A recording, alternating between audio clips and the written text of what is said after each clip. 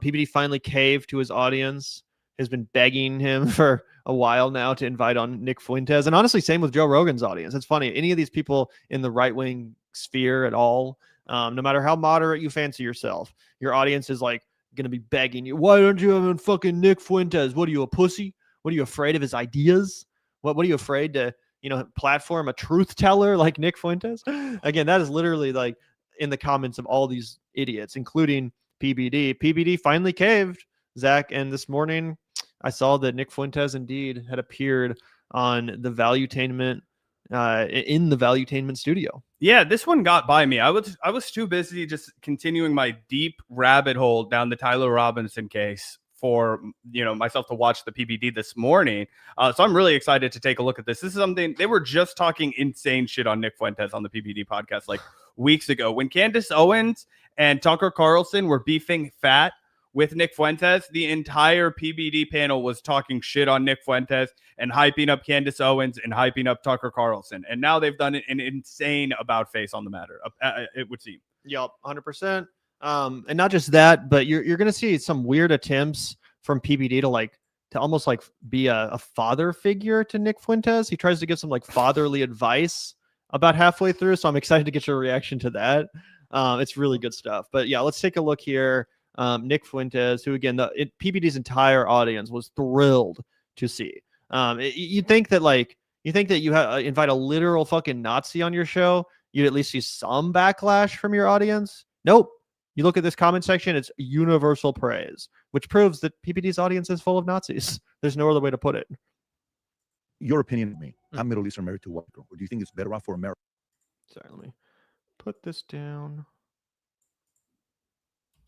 Your opinion of me. I'm Middle Eastern, married to a white girl. Or do you think it's better off for America to minimize more of me coming to America? America is no longer America. Mass migration is changing what America is. And I want to conserve what America historically has always been. Well, that's a little bit, that's a little bit harsh. Well, I'm not in favor of interracial marriages. That's against my values. I want to have a white wife. I want to have white kids. That's important to me. That's kind of racist. I agree. Okay. But let's remember the context. He's uncomfortable telling him. You can pull it up. Yeah. Rob, can you pull it up? I'm actually curious on how bad the video is.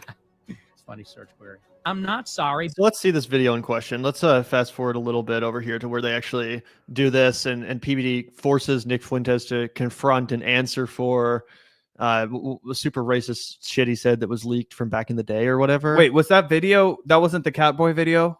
No. Oh, okay. My bad. I was hoping that it was the Catboy video. That would have been glorious to get. I mean, unless that happens in another part of the episode, I don't think so. But no, this is the part where they play this clip of Nick Fuentes saying some super racist shit, and I guess he didn't realize he was being recorded or something. I've never even seen this clip, but it's pretty funny watching PBD again confront him and try to both scold him, but also defend him. It's weird.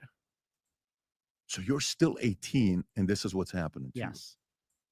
Got it. So what do you do next?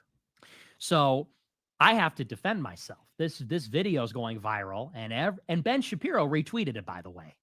Ben Shapiro quote tweeted that Reagan Battalion video. 100%? Are you positive? 100%. He said, and what did he say? This is very concerning. Is that the video, Rob? Yes, sir. Can I see it, please? Her in your daily existence by Jews. I told you yes, absolutely. You laugh at it like. How so? Can you? Would you say that me having sex with my dog is the same thing as me having sex with a black man? No. But they would both be degenerate. Oh, this. Well, that's a little bit, that's a little bit harsh. Could be seen as harsh. Could be seen as disrespectful. If I was could be seen an African American, can we pause it? I'm sorry. I would be very. Nicholas, listen, we come to America and you say, oh, you call this man, all kinds of racial slurs, right? You say, well, I called him a racial slur because this is a free country, right? Well, other people will say, well, hey, you called him a racial slur. That might have a meaning behind it. But okay, you say, well, this is America. In America, we say racial slurs. Well, let's have at it then. Yeah, and look at the level of kid gloves. This PBD is twice this dude's age. And he still has to fucking put on the kid gloves instead of just being yo, that's racist as fuck and unacceptable to say. he has to be like, this could be interpreted as a little bit disrespectful. What is insane.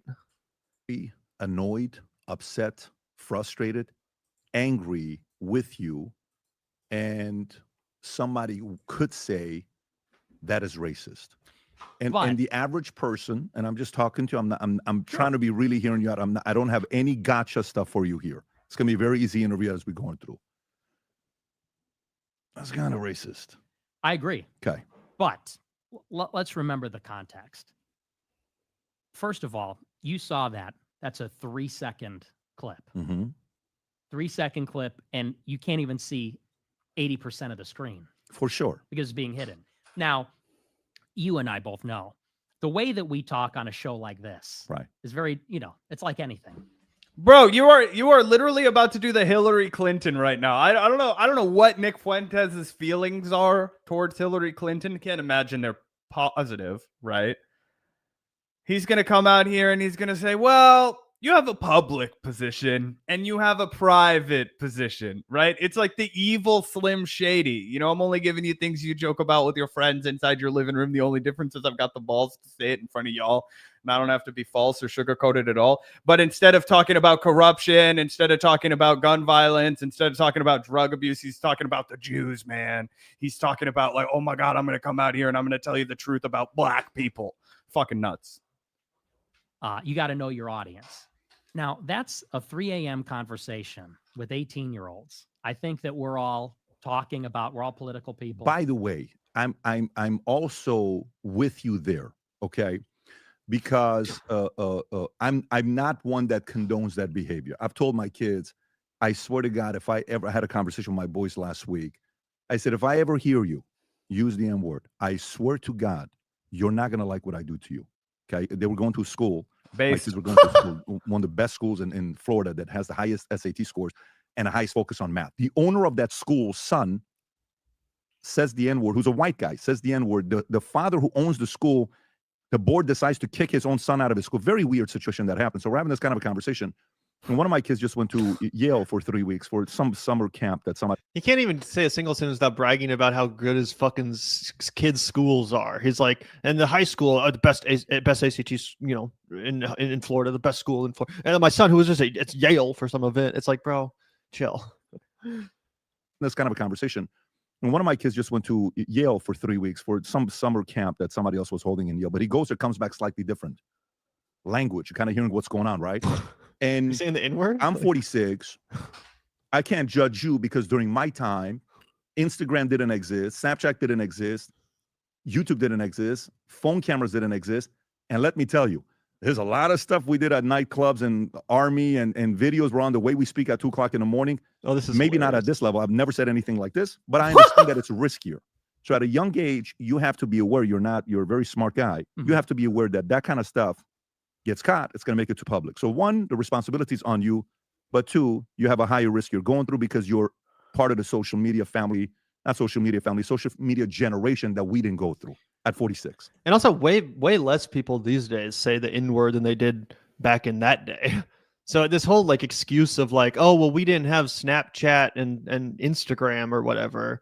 Like those things have actually made it more shameful for a white person to say the N-word. In the post-social media era, you can't say the N-word anymore. Back in the 90s or whatever, I mean, it was way more common, unfortunately. Oh, yeah. Quentin Tarantino was letting it fly. Exactly. I remember I really recently rewatched Reservoir Dogs with my girlfriend, and she couldn't believe how many times Quentin Tarantino put the N-word in that script. Right.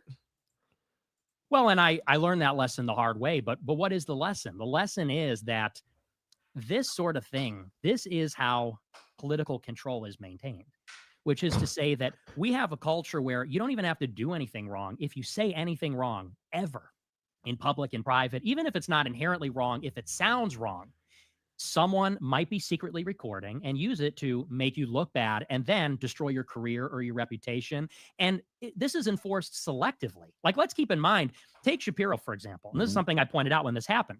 When Shapiro was 18 or 19 years old, he wrote an article on Town Hall which said that population transfer is not a dirty word. In other words, meaning we need to take all of the Palestinians and kick them out of Israel. He's advocating for ethnic cleansing on his town hall blog. Now, you could say whatever you want about Population that. transfer? Yeah, transfer is but not a dirty Does that word. mean ethnic cleansing? That's what the article defends. Yes. Can you pull it up? I'm curious because I want to be fair.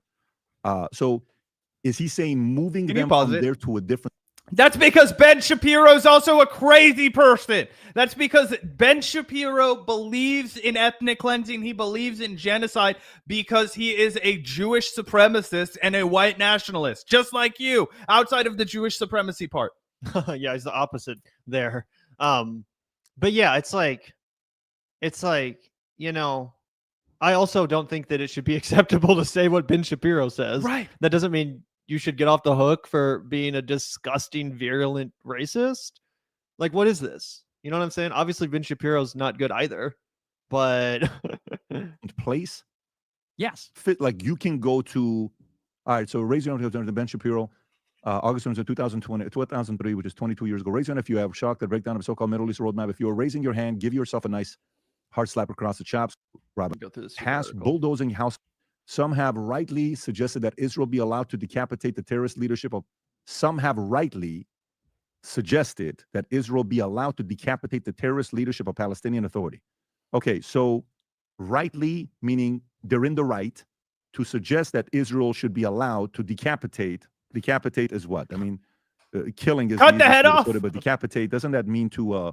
What is the actual definition? Cut of the head decapitate? off. They mean kill the leadership. Kill the leadership. But if Cut. you scroll down, the basis of the article is Zach makes fun of a man whose his first language is not English. Shocking racism. I'm Wow. just like, come on, bro. Decapitate, what does that mean? We know what it means. It means to remove the head of. Yeah. is when he says transfer, he's saying population transfer. In other words, saying this should not be stigmatized. Where do you see population transfer? That's the title of the article. Is transfer is not a dirty word. If you read the whole article, that's the whole. I want to point of read it. the sentence, Rob. Go lower. Here's the bottom line. If you believe that Jewish state has the right to exist, then you must allow Israel to transfer the Palestinian and the Israel Arabs from Judea, Samaria, Gaza, and Israel proper. It's an ugly solution, but it's the only solution. And it's far less ugly than the prospect of bloody conflict ad infinitum. The two populations. So, okay, can you go? It's hilarious that, again, as bad as this is, Nick Fuentes sees that and thinks, oh, here's my excuse to say the N-word. Instead of just like being a decent human being and arguing against that, it's like, oh, I guess if Ben Shapiro can advocate for genocide, you're really going to call me out for being racist and saying the N-word? It's like, this is the level of analysis we're dealing with when it comes to this side of the political aisle, the right wing. This is what they're fucking doing. And in that sense, it makes perfect sense to me why he was good friends with Destiny. Exactly. Go to ChatGPT and type in what does, give me the word, what does the right to transfer, what was the word? Well, that's what the article says. He says remove the Palestinian Arab population from Judea, Samaria, Gaza. How do you interpret what he's saying here? You're thinking he's saying to kill them? He's saying to displace them, to take them and deport them somewhere else, some To other deport them Muslim somewhere else. country. Okay. It's funny how this has to be explained to PBD too. Like he's forcibly displacing an entire country's population is you call that ethnic cleansing? Really? Like as if like, oh, the Trail of Tears, like there is nothing wrong with that. All those people loved the opportunity to stretch their legs as they walked across the country. Like that wasn't an ethnic cleansing. what you don't understand about interjection is you knew this. The mass industrialization of America. I come to America because I love America. I know lots of things about American history. I love American history. The downs were too big for the Native Americans. They say, hey, you're not going to like it over here. Lots of industrialization, not a lot of berries to pick. Let's take you and move you over here. Lots of open land, Oklahoma, very good stuff over here. So we say, well, why don't you just come on? They call it the Trail of Tears. We call it the land of opportunity. It's a big opportunity for these people. It's a grind set mindset. Some people have it, some people do not. Yeah, those Native Americans that just couldn't grind. But yeah, this is it goes on for a little bit longer. And so to you, would you define that as ethnic cleansing? By definition, yes. But it's not ethnic cleansing, like just wipe them off the face of It's the not earth. genocide. It's not It is, genocide. by definition. Okay, ethnic cleansing. got it. So, and here's the point I'm trying to make is that is an extremely controversial statement. I mean, could you imagine if someone said whites and blacks can never live together in America? It's an ugly solution. We got to take all the black people and send them back to Africa. right. That's racist. Right. It's racist to say Arabs can't live in Israel. We should remove them all. He wrote that under his name on a blog, but he never got canceled for saying that. But I got secretly recorded when I was 18 in a private conversation, and people say, and he Also, that's not the only reason Nick Fuentes got canceled. He says way more racist shit publicly. He's acting like, oh, this like covert recording of me, that it really resulted in me losing all these opportunities and me getting canceled. It's like, bro, you say shit that's just as bad, if not way worse, in public constantly. Why are you trying to blame your lack of whatever the fuck you're doing? Why are you trying to blame it on this random recording of you? Like, who cares that fucking Ben Shapiro retweeted it? Clearly that didn't stop you from having a successful career. You're like one of the biggest rising stars in conservative media. Why are you bitching about how this stupid comment sets you back when clearly that kind of rhetoric is what led to your popularity in the first place? Like, that is why people like you, to hear the insanely racist shit. Oh, literally on this podcast, he was like, hey, man, I don't think you should have married a white chick. Those should only be for guys like me, bro. Like, that's literally explicit white supremacist talking points. And yet you want to basically be like, oh, well, because Ben Shapiro is a Jewish supremacist, I'm allowed to be a Christian evangelical white supremacist. Like, that's crazy. Like, both of those things are wrong. It's not that hard. Yep. And again, I will agree with him that, yeah, Ben Shapiro also should face consequences for saying and believing that disgusting shit, that genocidal rhetoric, for manufacturing consent for the ethnic cleansing of the Palestinian people. That also should, I agree with Nick Fuentes that in a righteous, sane world, that would be met with the same level of anger as some random kid saying the N-word. But again, just because one thing doesn't create as much scandal doesn't mean you're just allowed to say whatever without consequence. Like, that's crazy. Yeah. Himself quote tweets it and says this is concerning, to amplify it to everybody in the conservative movement. That's what I say. It is selectively enforced. Yeah, but if he would have written this the other way around, let's say he's not a Jew, and he writes it about getting rid of Israel or making a comment about Jews, that would be the equivalent of saying having sex with a dog is the same as degenerate, the way you put it down.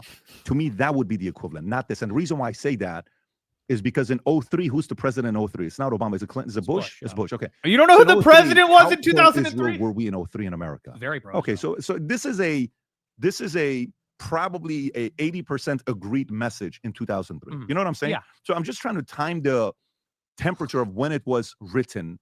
Like, if he wrote this today, I am sure it's not going to be 80% support that he's going to get. So 03, climate's different. Fair. Continue, please, with after what happened with that school situation. Sure. So I'm at this job training. They leak this out to Reagan Battalion. This goes everywhere. And it was in that moment I defended myself very strongly because they tried to use this clip. And by they, I'm talking about. And that's how he got his invite onto the fucking PBD show. Because does PBD own Minnect? I'm almost sure he does. If he doesn't outright own it, he might as well. Like, he probably has the majority stake in it or whatever the fuck. But that's crazy. Apparently, Nick Fuentes is now on Minnect. Yeah, he's the founder and owner, just to clarify. That's crazy, though. Imagine hitting up. I wonder how much Nick Fuentes costs per minute or whatever. It's like $500 per minute to like talk about how evil the Jews are with Nick Fuentes. Yeah, let's find out, everybody. What's this going? Weird. As soon as I typed in Nick Fuentes, just go to the Minnect website. Yeah, maybe it's new. It's so new that it's not showing up in the search results. Go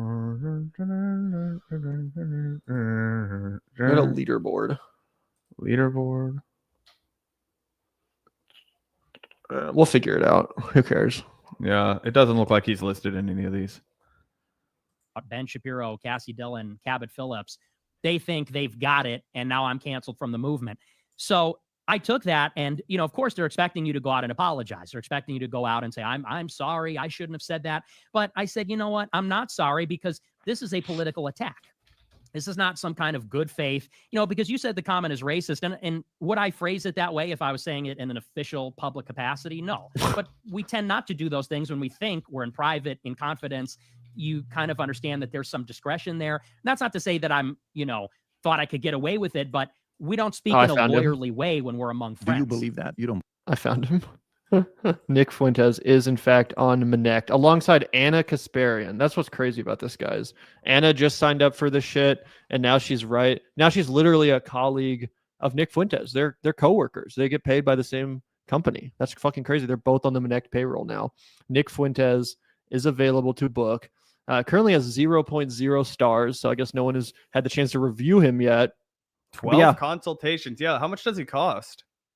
$350 per minute. Oh, $350 350 times 15-minute minimum. 5250 $5,250 to have a 15-minute call with Nick Fuck. Fuentes. Fuck. Wow. Bro's That's raking in the cash. crazy. And he wants to bitch about how he's broke. He wants to bitch about how he's just like all these people in his audience that don't have any money. He is playing you all for fools. If you have come into this clip that we're going to cut and you're watching this all, oh, Nick Fuentes, he doesn't give a fuck about you. He thinks you're a fucking idiot moron. All right. And he can't even stand to be around you. Yeah, that's crazy. That's fucking crazy. We were giving Anna shit because it was like, what, 25 per minute or something like that? Yeah. 350. That's all. PBDs is, I think, what was it, 800 per minute? For a minute, yeah. Jesus Christ. I mean, again, at least theoretically with PBD, like, because he pretends to be like a successful businessman and stuff, at least theoretically you could be like seeking business advice. What kind of fucking advice are you going to get from Nick Fuentes? Like how to be more racist? Yeah. How to get laid less? You know, like what the fuck? How to kill time in your mom's basement without getting bored. Yeah. Either way, we can watch a little bit more of this if you want. Oh, yeah, definitely. Might as well. What, that it's degenerate? Yeah. I wouldn't say it's immoral. I don't know that I would say degenerate, but I Okay. would say it's contrary to my values. How much of are you saying that in that moment because you're trying to be a shock jock and you're trying to get attention? I wasn't trying to be shock jock. Think about the question that was posed. Let's just back. I want to know what you think about this. We're in a private conversation. A girl takes her phone out, starts secretly recording. Oh, he's the victim now. And is having sex with the dog. Did you know she was doing that or no? I didn't know she was. Oh, okay. Yeah. Well, listen. You But got what is that to you? That's a no, setup. Nick, I'm talking to you in a way as if you're my nephew or my son. Not in a, don't take it as I'm this to you. I'm not No, doing that at yeah. all. I'm just talking to you as I'm new to this game. I'm a business guy. So I haven't been, when I hear the histories, I don't know everyone's histories. When you don't know what you're talking about, you're right. We don't know the history of everybody, but we're willing to learn. We'll talk to everybody. The way I see it, Nick, is one of my kids is very political, more than I'm political, but he's in the climate. So he's always, yesterday he's at the Charlie's memorial. And this was one of the most difficult days of his life, witnessing Charlie pass away. I've never seen him. This is a very strong kid. 30 minutes on my shoulders going because of what happened with Charlie. He's sitting right there at the event, listening to everything for 5 hours. And he's loving it. It's not like, oh my God, I want to go home. I'm tired. Can we eat? Can we do this? He's all in it. The way I look at you and the way My son was at the Nazi rally the other day, the giant fucking Nazi rally, and he was locked in, bro. He fucking loved every minute of it. Yeah, no shit, bro. You raised a fucking Nazi. I'm not surprised to hear that. And my question for you is, Nick, my son loves Nazis. Big Nazi fan. Huge Nazi guy. Okay, big Nazi guy. Raised him since he was a little boy. Loves the Nazis he killed. Okay, you mean to tell me that because of the color of his skin, he cannot be as much of a Nazi as you? I don't believe that. way I look at Charlie is one of my kids is probably going to pursue this route, and he's going to go into politics. And I think you have an opportunity to mentor them to learn from the mistakes you made. Because whether you know it or not, you got a lot of kids that follow you, okay? More than they follow me. There's more 13-year-olds following you than they're following me. This is not sarcasm. It's not a shot. It's just the truth, right? Just like you were following maybe somebody and looking up at them. I think you got to be careful, but I also think it comes with the territory. You know, like when I was growing up, I was hanging out with gangsters in LA. And I remember one day. This is so funny. You guys have to hear this like old man story from PBD. It comes with the territory. You know, like when I was growing up, I was hanging out with gangsters in LA. And I remember one day I'm in Vegas, 2, 3 o'clock in the morning. I'm in the street with a 15-year-old kid that's driving a car, and he's got a gun that I don't know he's got a gun. Guys pull up here to our left, handful of African-American guys. Where you from, homie? Where you from? He pulls out, I'm from New York, boom, boom. I'm 15 years old. We're out there running in the streets of Vegas. Guess what? You got to be careful who you get in the car with. That could have been the last day of my life. Mm-hmm. Somehow I made it. I go upstairs. My dad see me. My heart's like shaking. That was the risk then. I don't know if so much of that is the risk today. The risk is what you just did. You got to be careful what you're saying. The risk back in my day was almost getting shot by some black guy in Vegas. Now it's getting canceled for saying the N-word. Strange times, man. Strange times, bro. You gotta be careful, bro. It's not like when I was a boy. You could just bang, bang, get let off a cliff and then run under your daddy's room and have him take care of you. Yeah, so there's just a taste of this idiotic conversation. Like I said, PBD, like weird, like trying to assert that he is against, blatant racism. He's against white people saying the N-word, but also let me put on the kid gloves and act like I'm this kid's like grandpop or some shit and like give him fucking advice. The whole comment section, again, as I said, celebrated PBD's decision to have Nick Fuentes on. It's finally happening. Thank you for listening, PBD. Your move, Joe Rogan. You know it's going to be a banger when PBD spends 5 minutes explaining himself, as he did at the beginning of this episode, you know, explaining his logic as to why he had Nick Fuentes on. A lot of podcasters say they'll talk to anyone, but then they never have Nick on. Thanks, PBD, for actually having him on. I respect you a lot for having this interview. Respect for having Nick on. And again, this is the level of Nazism we're dealing with when it comes to the opposing political parties, Zach. Like, this is a pretty mainstream Republican Party sort of right-wing podcast, Valuetainment, and the entire audience is celebrating his decision to have a straight-up Nazi on his show. There's not a single comment saying that this is irresponsible or that, like, why would you do this? Why would you platform this? No one's critiquing his strategy. Everyone's just saying that Nick deserves to be heard, period. And not only that, PBD wouldn't believe how many black people listen to Nick. He's right. He doesn't need to change. It's crazy.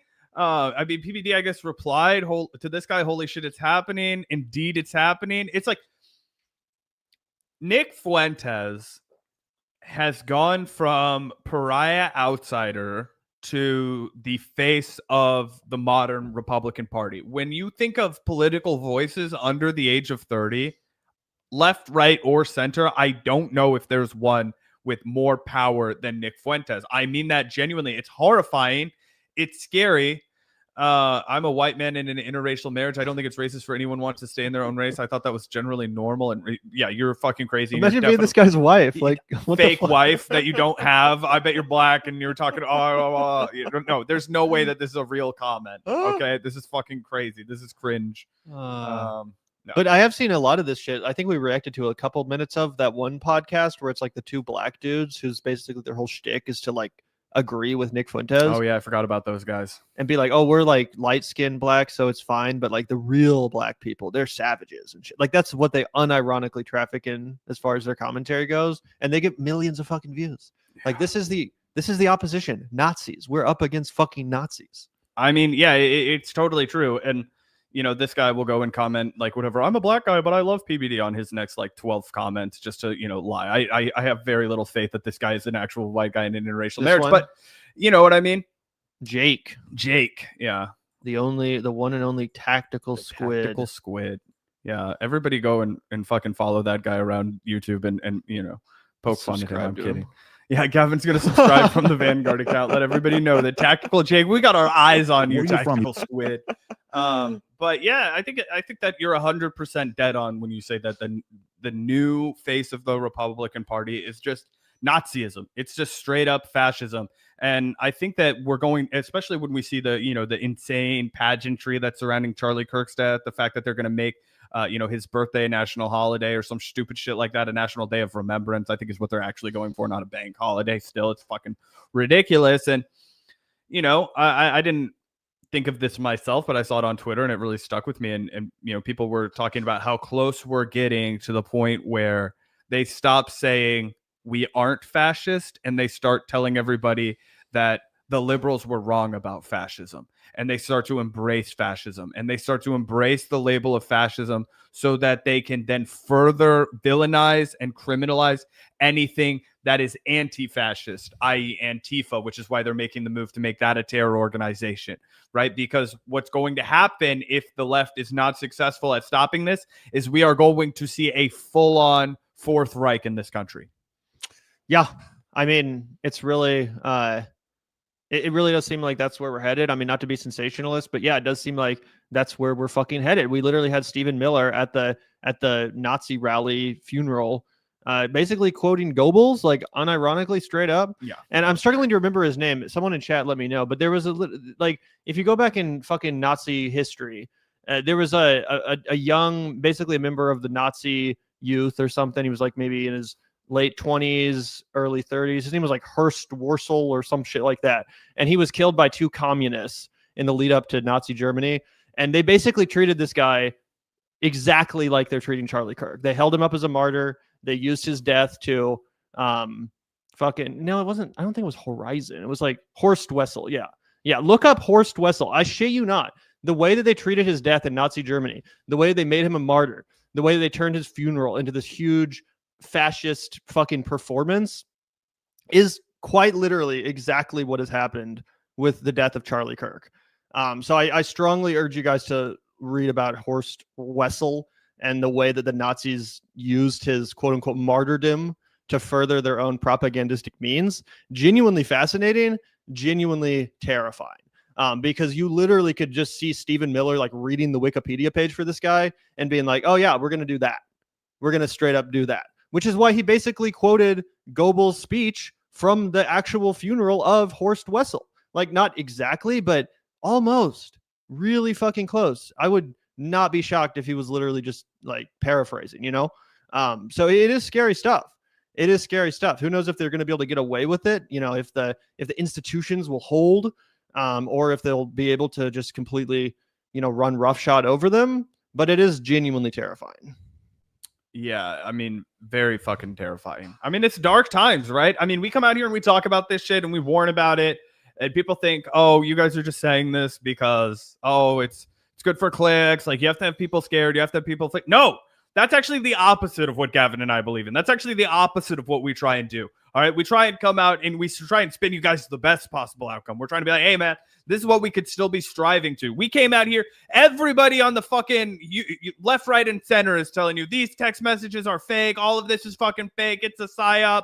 This isn't real. Gavin and I are like, hey, man, let's screw our heads on straight. Let's look at this like fucking adults. Let's say, hey, we don't have any evidence to suggest any of that shit you're saying. So let me table that and look at what I do have evidence for, which is the fact that this kid stole a very unique gun from his grandpa, that it had a $2,000 scope on it, okay? That he's clearly not mentally well because he just scurried up a fucking building and shot some guy in the neck in broad daylight, right? Those are the things that we do know, right? Let's talk about that. Let's think about that. And we'll let Candace Owens debase her reputation and say a bunch of outlandish, unsubstantiated crap at the end of that. But for now, we're going to be the ones that come out here and we say, hey, man, it looks like this kid stole his fucking grandpa's gun and did this horrible tragedy. We don't know what the fuck the motive is. And yes, the Utah governor keeps lying about it. Well, I feel pretty damn good about that take, given the fact that nothing else has come forward to grant any kind of oxygen to the weird batshit craziness that Candace Owens was spewing on her show. That's why you haven't heard as much about it over the last 5 days.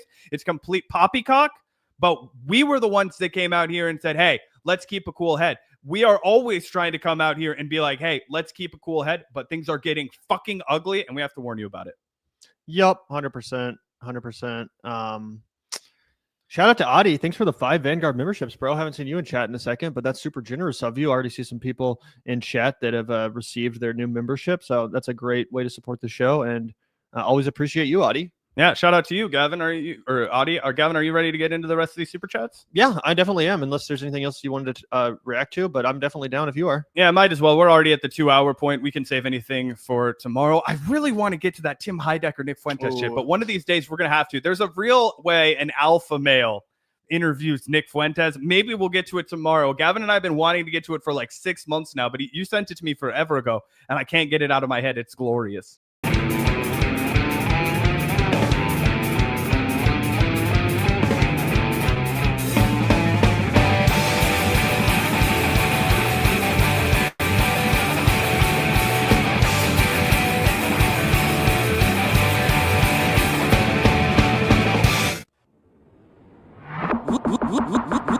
Look out the door if you hear an ambulance. The Vanguard will be there, sir.